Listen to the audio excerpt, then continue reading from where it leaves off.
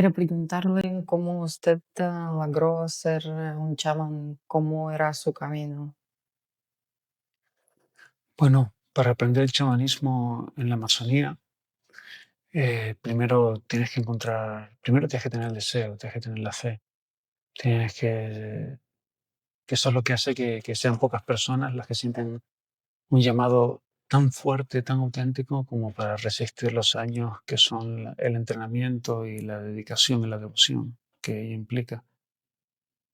Pero igual no alcanza solo tener el deseo. La persona que llega a ser chamán necesita tener algunas habilidades, algunas capacidades para ser chamán, ¿no? Normalmente las personas tienen esas habilidades de nacimiento. Por ejemplo, en un caso es la música. Tú puedes estudiar mucha técnica, pero solo conseguir repetir partituras y melodías que otros sí tuvieron el talento de componerlas. Una persona que tiene el talento, la inspiración, ni siquiera estudia muchas veces. Simplemente tiene el don y es impresionante. No sabe ni de dónde sale. Y relacionado con la pregunta que me has hecho, veo muchas personas, ¿no? que dicen, no, yo quiero ser chamán. Esto no es algo que se estudia en la universidad, esto no es que se lee en libros, esto no se compra, esto no se puede pagar por ello. Esto son unos pocos y siempre fueron unos pocos los que tuvieron, digamos, todas las condiciones para que saliera bien. Haciendo un símil, ¿no? Con un arco. Cuando tienes la flecha cargada en el arco, si tú sueltas esa flecha pensando que le vas a dar al objetivo, porque ahí voy a soltarla ahora y ahí le voy a dar justo. No, no le vas a dar, jamás, porque lo querías hacer. Tú tienes que soltar la flecha por sorpresa, que se te escape, y ahí sí le vas a dar. Tienes que hacerlo, pero sin hacerlo. Desde chiquito tuve esas visiones, tuve unas experiencias que tristemente no tuve alguien que me aconsejara bien.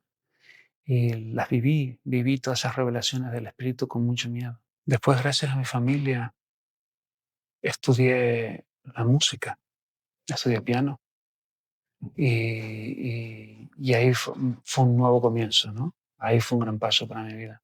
Sabía que había algo en mi interior que quería salir y por eso fui cambiando de instrumentos, buscando mayor libertad. Y así seguí progresando en diferentes estilos, cada vez más libre, cada vez necesitando menos lo que era la lectura, la partitura. Y recuerdo que cuando estaba en la selva, cuando empecé, y veía cómo cantaban como animalitos, cómo los chamanes se unían en una sola voz, todo tan natural, tan espontáneo, dije, aquí era donde yo tenía que llegar. Si seguimos haciendo referencia a mí, desde siempre fui una persona religiosa.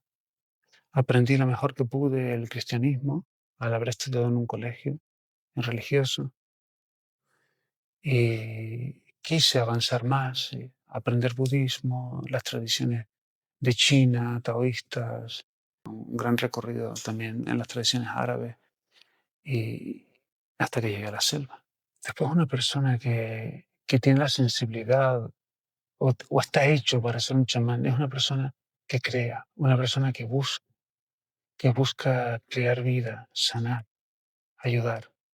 Y esas fueron decisiones que me hicieron a mí eh, estudiar psicología, ser profesor de medicina china y finalmente dedicarme a llevar a las personas a sanar y a encontrar el espíritu a través del camino Lovishi. Es difícil a veces encontrar el camino cuando has nacido en unas sociedades como las sociedades occidentales, pero ya cuando te haces mayor, dices, qué gran sentido, ¿no? ¿Cómo fue este pececito cruzando las corrientes de los ríos hasta que llegó al mar, hasta que llegó a su libertad? Yo creo que más que codiciar, dominar el arte de un chamán o querer ejercer el don o esa habilidad especial que tienen los chamanes, yo creo más en cuando una persona me dice quiero sanar, quiero encontrar el espíritu. Cuando alguien me habla así, digo, bien, estamos empezando bien. Los verdaderos cantos de los chamanes O sea, los Ubishin, los verdaderos cantos ancestrales de los Ubishin emanaban de Aruttam, y a través de los ancestros que le habían transmitido su sensa, su flecha, su presencia, su poder, ¿no? Esa corriente que desde los principios de los tiempos se transmitió a través de las iniciaciones. Esos cantos fluyen de ahí. O sea, que no he encontrado a Aruttam. Cantar solamente expresaría los anhelos, las necesidades, las alegrías y el dolor de un corazón en particular. Es otro la funcionalidad y el propósito del canto de Ubishin. No es algo que puedas pedir y que te enseñen. Eso, digamos, es el final y quizás lo menos importante. En resumen, el arte del Ubishin transmite la herencia de los ancestros desde Aruttam, desde el Gran Espíritu, a los seres que hoy en día su corazón palpita. Y el canto es parte de esa transmisión. Quien no conoce Aruttam, quien no conoce el Espíritu, jamás podrá hacer eso. Y cantar no, por lo menos será, como les expliqué antes, un anhelo personal de cada uno, pero no tendrá nada que ver con esta herencia milenaria. Debemos conquistarnos a nosotros mismos y ese es el comienzo. Entonces pienso que ese es el comienzo del camino y por ahí, con un trabajo honesto con uno mismo, por ahí uno puede ver los resultados, ver cómo el espíritu se te manifiesta, ¿no? Cómo el espíritu te va hablando, te va mostrando. Porque hay personas, ¿no? que pueden llegar muy lejos y no tienen por qué hacer tampoco lo que es un chamán. Tienen otras formas de ayudar que pueden ser mucho mejores. Hablando de la sanación, hay plantas que hacen mucho mejor el trabajo de curar que yo. Yo no puedo hacer lo que hacen esas plantas. O sea, una persona que hubiera sabido reconocer esa planta, diagnosticar al paciente y darle la planta adecuada, habría sido mucho más útil que un chamán. Ahí vemos que hay cosas que según el momento pueden ser mucho más importantes que un chamán y que no tenemos que pensar que es lo único y endiosarlo. Y la forma en la que una persona encuentra el espíritu y tiene una inspiración, el Arutam le despierta un don, un talento, una idea, ¿no? Es única y es única del camino de cada ser. También muchas veces me dicen, sópleme maestro, tóqueme con sus manos para que me cure.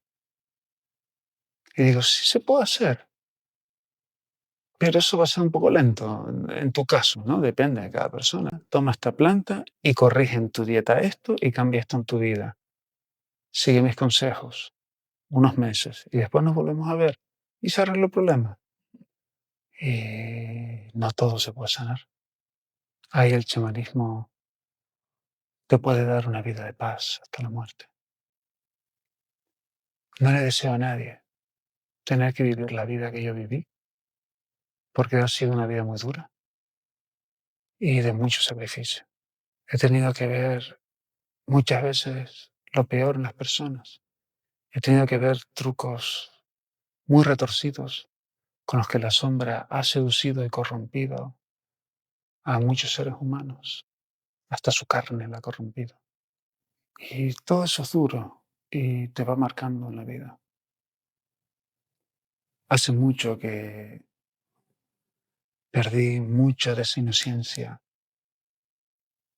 y me templé en un gran equilibrio, ¿no? Con la eternidad para poder sobrellevar esa situación, sanando y ayudando a las personas a lo largo del mundo. Y con la excusa de ser un chamán, hay cosas que no deberíamos de ver. Hay cosas que son para las personas que se metieron ahí, pero no son para los que no, para los que, digamos, nos portamos bien o nos cuidamos.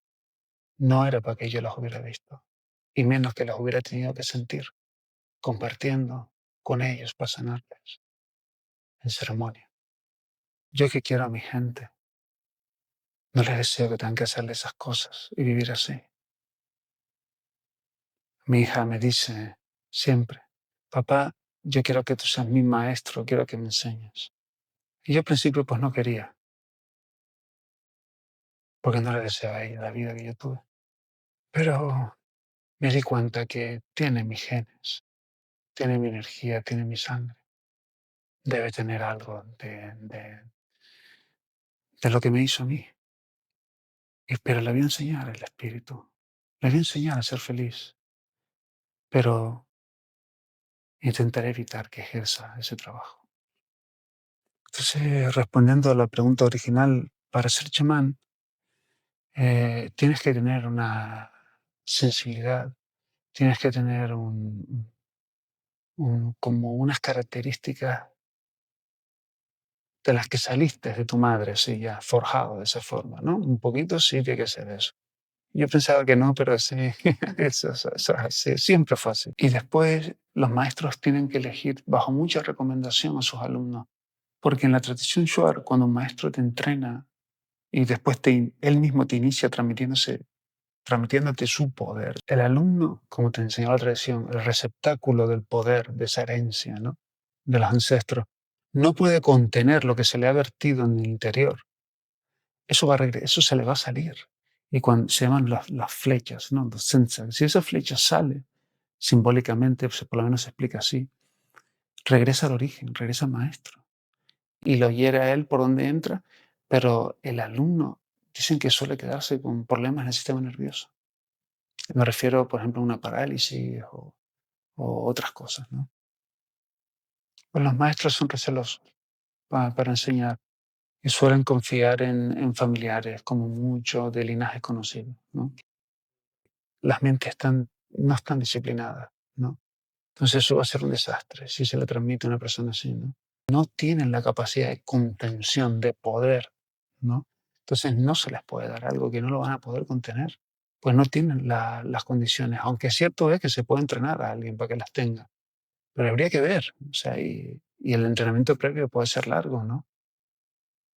Otro requisito también es dónde vives, ¿no? Estar rodeado de la selva, estar rodeado de una naturaleza, una paz. O sea, son requisitos también que a muchas personas donde yo viajo a enseñarles esas ceremonias, pues no tienen esas condiciones. En nuestro centro en Ecuador sí las tenemos. Y bueno, estas son cuestiones generales, cuestiones básicas eh, sobre el proceso de aprendizaje del chamanismo, ¿no? El Sensak fue heredado casi siempre de linaje, por linajes, ¿no? Pero bueno, podía ser que de otra familia viniera una persona muy especial y fuera aceptada y se le transmitiera el linaje, se le transmitiera el poder. Desde el principio de los tiempos, el poder de Arutam, la presencia de Arutam, hubieron hombres que la tuvieron con toda su plenitud despierta dentro de ellos y eran capaces de transmitirlo, ¿no? A otros que no habían llegado a ese lugar por sí mismos o que el espíritu no los había dotado así. Esos pocos seres podían, a través de un ritual iniciático, inocularle esa flecha, ese poder a su alumno. Sobre todo durante la iniciación, era, era totalmente claro, era totalmente nítido, perfecto. Se sentían igual como un mismo ser. También se estaban ayudando de ciertas plantas, ¿no? Para conseguir esa apertura y esa apreciación de lo que estaba recibiendo. Después disminuía un poquito esa intensidad, pero no te creas que mucho. Y ahí se le hacía la contención, ¿no?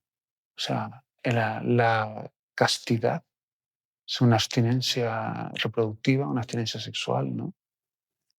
La verdad que es como volver a percibir el mundo como si fuera un recién nacido, pero totalmente consciente esta vez, aprendiendo cómo proteger ese estado, equilibrándote con él, ya teniendo tu mente limpia, pura, equilibrada, entrenada y resistente ante la sombra y la tentación y la corrupción.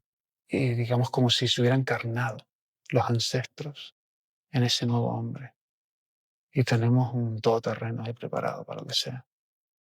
Pero imagínate que esa persona dice, ay no, esto no me gusta, no, no era lo que yo quería. ¿Y ahora qué hacemos? Pues no se puede hacer nada. Más bien, si rechazas eso, vas a entrar en un conflicto que va a romper. Así es la transmisión del poder del Sensa. Eso es el chamanismo, eso era el camino de los Vishen. No era ceremonia, no era ritual, no era una religión, no era un credo, no era nada de eso. Era sentir como sintió esos primeros hombres que Rutam les dio la vida y el poder. No era chamanismo, no era como para encontrar un poquito de paz, para superar un trauma, para darte cuenta de cosas, para recibir mensajes. Era así, y es así. Después ya, ustedes que tienen ya la verdad, o sea, ustedes tienen el conocimiento técnico preciso, ahora miren lo que hay, las otras cosas, pero usen esto como referencia, como baremo. Lo más leal a esto, es decir, a la tradición, será real, será poderoso, será auténtico. Cuanto más se empiezan a distorsionar, a alejarse de este origen, ya saben que están metiéndose en un terreno peligroso y desconocido. O sea, lo que yo llamo zona experimental.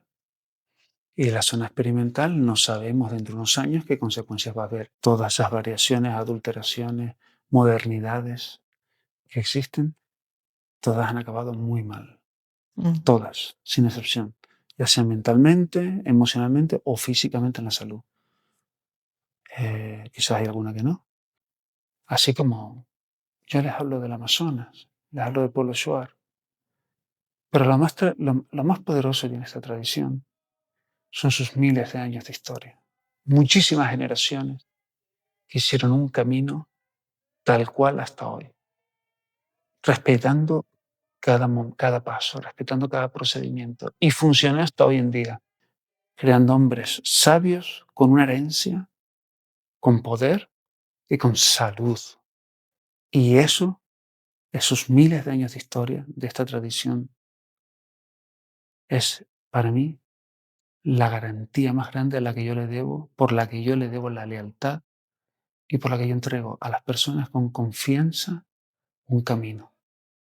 En el mundo, bueno, tal vez solo en Rusia, pero se dice que un chamán puede salir de su cuerpo y, bueno, puede hacer unas cosas muy locas. ¿Es así? Lo que tiene un chamán es mucha sensibilidad y muy limpia la mente, muy clara. ¿Quieres que te explique los dones más o menos habituales que puede tener y a los que puede llevarte a ejercer esa sensibilidad extrema? El primero es la capacidad de convertir en sapo a un mentiroso. Ah, bueno, no, primero las visiones, ¿vale? Uno de los entrenamientos más importantes es aprender a tener visiones. Se utilizan ciertas plantas para eso. Por ejemplo, una conocida es la del tabaco. En mi tradición, se va a la cascada, se bebe el tabaco, se entra en trance, se duerme y sueñas. Y tienes varios sueños de acontecimientos futuros. La premonición se llama. Después otro don que ellos tienen, la pureza y el vacío de la mente. Cuando el chamán está en trance profundo, puede ver qué energías tiene esa persona, puede ver lo que tiene que ver de esa persona. Lo puede ver solo tocándolo o estando cerca de esa persona. O a veces cogiendo una ropa o estando en un lugar donde esa persona ha estado, o haciendo el aspecto de sanación. Después les expliqué antes que otro don es poder hacer ver y sentir al paciente las cosas que él puede crear un encantamiento y hacer al paciente entrar en sus palabras en ese encantamiento, en esa visión. Eso combinado con ciertas plantas también, ¿no? Que se utilizan en la Amazonía. Después el gran ritual que les enseñé al principio, que puede transmitir todo su sentir a un alumno. Y, ese nombre, ¿no? Arutam Roimán. ¿Podría explicar un poco más de Arutam y cómo usted recibió ese nombre? Arutam sería como esa eternidad viviente, naciente, como de ese gran espíritu, el gran ser que habita en todas las criaturas en su interior, ¿no? Entonces, Arutam Brahman es algo como estás anteponiendo tu nombre que te dieron tus padres, el gran creador de toda la existencia, ¿no? Y Arutam se le ponía como, se le anteponía el nombre de la persona cuando era jefe en la tribu. El que quiere un hombre suerte tiene que venir a la selva y hacer no temamos. Ahí le ponemos nombre. En un ambiente más natural, más armónico. Entonces, ¿qué podría decir usted? ¿Cómo se puede construir esa comunidad? ¿Qué consejos les podría dar? Una reacción natural a estos tiempos. Necesitamos naturaleza, en las ciudades no hay, y necesitamos cierta independencia, autoridad, con unos valores más bonitos, más acordes a nuestros ancestros. Solo hay que tener cuidado con la gente, porque no todo el mundo está maduro suficiente para convivir de esa forma. Hay que tener valores, hay que tener reglas. No vale que solo digan sí, sí, sí, sí.